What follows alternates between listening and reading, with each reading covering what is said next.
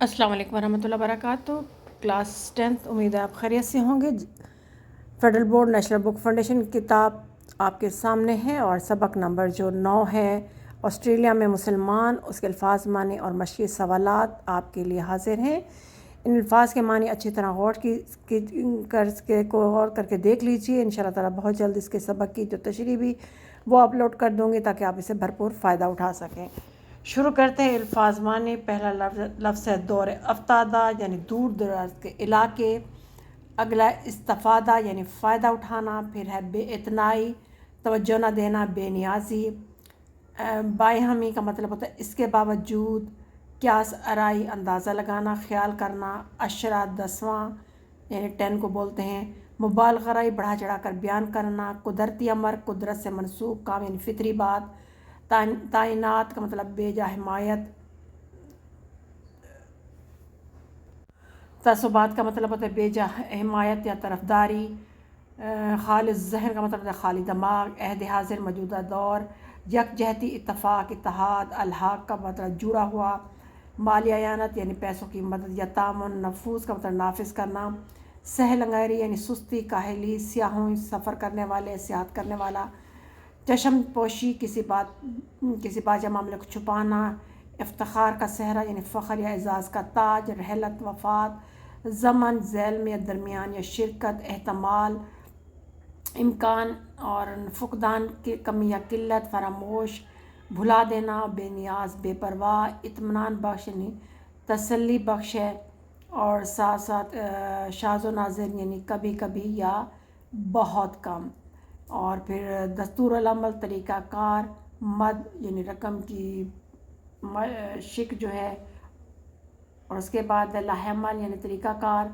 खुशू व खुशू यानी पूरी तवज्जो के साथ। फ़रोग़, रोशनी फैलाना या आगे बढ़ाना। अब इस सवाल के जवाबात पे आते हैं। पहला सवाल है, ऑस्ट्रेलिया के मुसलमानों ने अहद हाज़िर की अवामी राब्तों को तशहीर और इशाअत का ज़रिया क्यों नहीं बनाया? जवाब है, दुनिया के बहुत से दूर रफ्तार यानी दूर दर इलाकों की तरह ऑस्ट्रेलिया के मुसलमानों ने भी अहद हाज़िर यानी मौजूदा ज़माने के अवामी राब्तों मसलन तार, डाक, टेलीफोन, रेडियो, टेलीविज़न और अखबारात व रसायल को तशहीर यानी इशाअत का ज़रिया नहीं बनाया। इसके दो सबब हैं, यानी दो वजूहात हैं। या तो इनको इन सहूलतों से इस्तेफ़ादा करने का मौका नहीं मिला, यानी फ़ायदा उठाने का कोई मौका नहीं मिला, या उन्होंने सहलंगेरी की यानी सुस्ती की वजह से किस कदर बेइतनाई बरती, इन्होंने परवाह नहीं की, यानी सुस्त होने की वजह से उसकी चीज़ की परवाह नहीं की। बेहद दुनिया के सबसे बड़े जजीरे ऑस्ट्रेलिया में इस्लाम की शम्मा कब रोशन हुई? रसूल अल्लाह सल्लल्लाहु अलैहि वसल्लम की वफ़ात इन रहलत के बाद खुलफ़ाए राशिदीन के दौर में मुसलमानों की तबलीगी जमातों ने एशिया, अफ्रीका और मशरक़ बईद तक फैलना शुरू कर दिया था। और यह सिलसिला ईस्ट इंडिया यानी इंडोनेशिया और मलाया के कुछ ही अरसे बाद मुसलमानों की तबलीगी जमातों इस सरज़मीन पर पहुँची होंगी या पहुँच चुकी होंगी। इस एतबार से 6ठी सदी हिजरी का कोई अशरा मुकर्रर किया जाए तो इस ज़माने में काबिल कबूल समझा जाएगा। गलत बयान या मुबालग़ाई का एहतमाल नहीं होगा।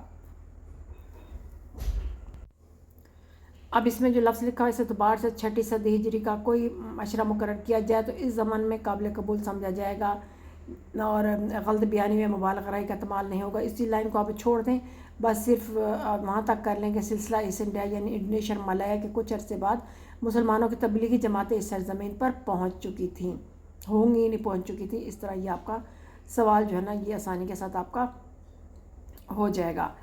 और उसके बाद सवाल ये अलिफ और बे का जो है ना जवाबात हैं। और अब जवाबात आते हैं जीम सवाल पे। उस पर देखें क्या लिखा हुआ है। तबलीगी जमातें कब मशरिक़ बईद पहुँची? रसूलुल्लाह सल्लल्लाहु अलैहि वसल्लम की रहलत के बाद खुलफ़ाए राशिदीन के दौर में मुसलमानों की तबलीगी जमातों ने एशिया, अफ्रीका और मशरिक़ बईद तक फैलना शुरू कर दिया। उसके बाद जीम है, इस्लाम को एक अवामी तहरीक के तौर पर फ़रोग़ देने कैसा मुमकिन हुआ? इस्लाम को एक अवामी तहरीक के तौर पर फ़रोग़ देने ये अलिफ को नून बड़ी इन्हें से मिला दें। देने के लिए अवामी राब्तों को फ़रोग़ देना ज़रूरी है। तमाम रंग, नस्ल और फ़िरका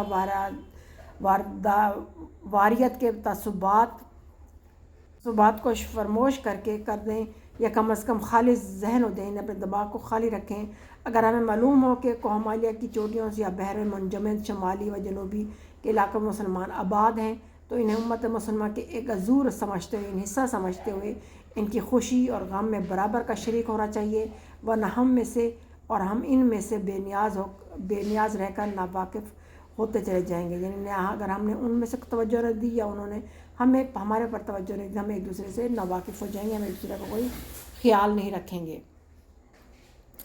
یہ آپ کے سوال نمبر جی اور آپ سوال نمبر چھ کا جو ہے نا یہ جواب ہے. اس کو اچھی طرح نوٹ کر لیجئے.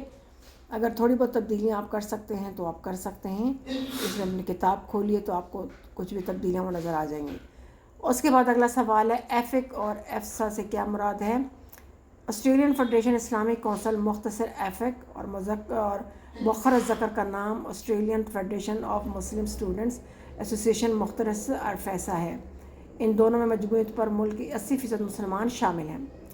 نمبر دال ہے وامی کے دستور العمل میں کیا شامل ہے. خود دوامی کے دستور العمل میں یہ مد شامل ہے، یعنی شک شامل ہے کہ وہ فروغ اسلام کے لیے کام کرنے والی انجمنوں کی مالی اعانت کرے گی، یعنی مدد کرے گی.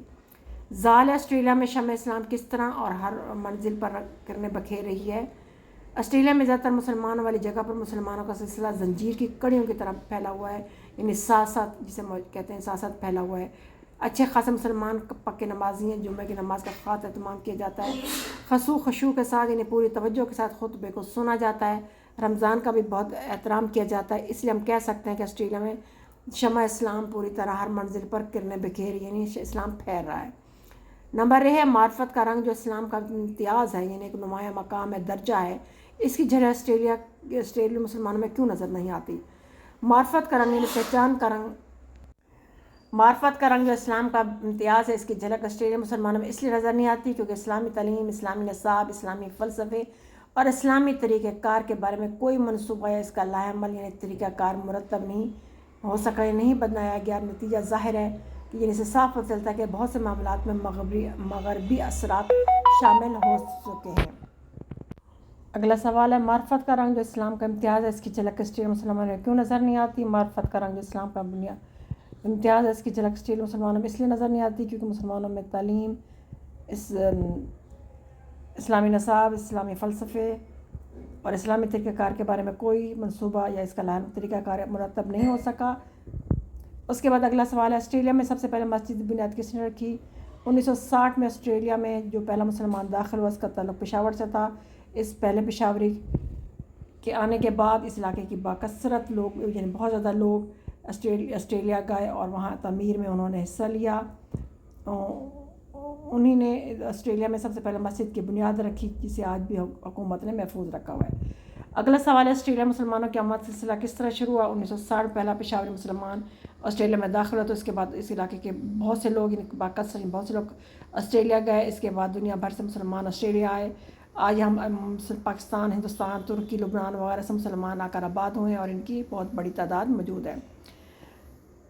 جو جوابات جو غلط صحیح جوابات ہیں وہ ہے کہ صنف ادب میں کیا ہے، یہ سفر نامہ ہے. اس کے بعد غیر افسانوی ادب میں بھی یہ ایک سفر نامہ ہے. اور حکیم مسیح دنیا کا سب سے بڑا جزیرہ کسے کا آسٹریلیا کا ہے. اس کو جو ہے نا کرنے کی ضرورت نہیں ہے کیونکہ آپ کے جو اسباق سے ریلیٹڈ سوالات جو ہے نا وہ پیپر میں قواعد میں شامل نہیں ہیں.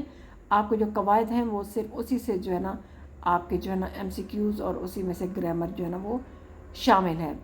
اس لیے آپ اس کو بس ایک دفعہ پڑھ لیں. تمام سوالات کو میں بار بار کہہ رہی ہوں کہ سوالات کے جوابات زبانی یاد کرنے کی ضرورت نہیں ہے. جسٹ پڑھیں، سمجھیں کہ جوابات کیسے نکالے گئے ہیں تاکہ جو ہے نا اگر کوئی بھی پیراگراف آئے اس میں سے سوالات کے جوابات نکالنا آپ کے لیے آسان ہو جائے. آسٹریلیا میں مسلمان، اس کی مشق کی سوالات آپ کے سامنے ان کے میں حل بتا رہی ہوں تو اس کو پڑھیے، سمجھیے اور اس کو یاد کرنے کی کوشش مت کیجیے گا. باقی گرامر اگر اس میں آتی ہے، کوئی قواعد آتے ہیں تو ان کو اچھی طرح یاد کر لیں. پھر دیکھیں کہ سوالات کے جوابات کیسے نکالے گئے ہیں. وہ میتھڈ جو ہے نا وہ آپ اچھی طرح جو ہے نا وہ دیکھ لیا کریں تو آپ کے لیے وہ آسانی ہو جائے گی.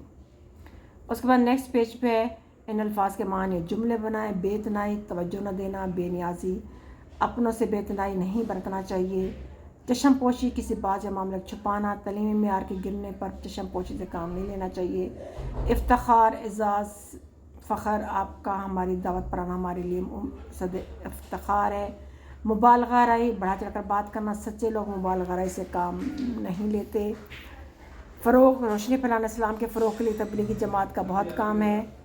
فقدان کمی قلت عوامی رابطوں کا فقدان ہو کوئی تحریک کامیاب نہیں ہو سکتی تھی۔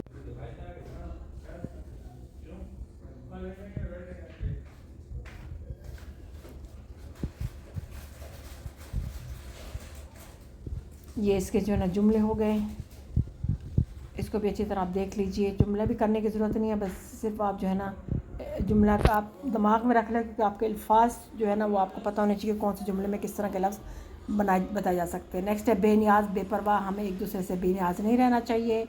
اگلا شاذ و نادر، کبھی کبھی یا بہت کم ہمارے علاقے میں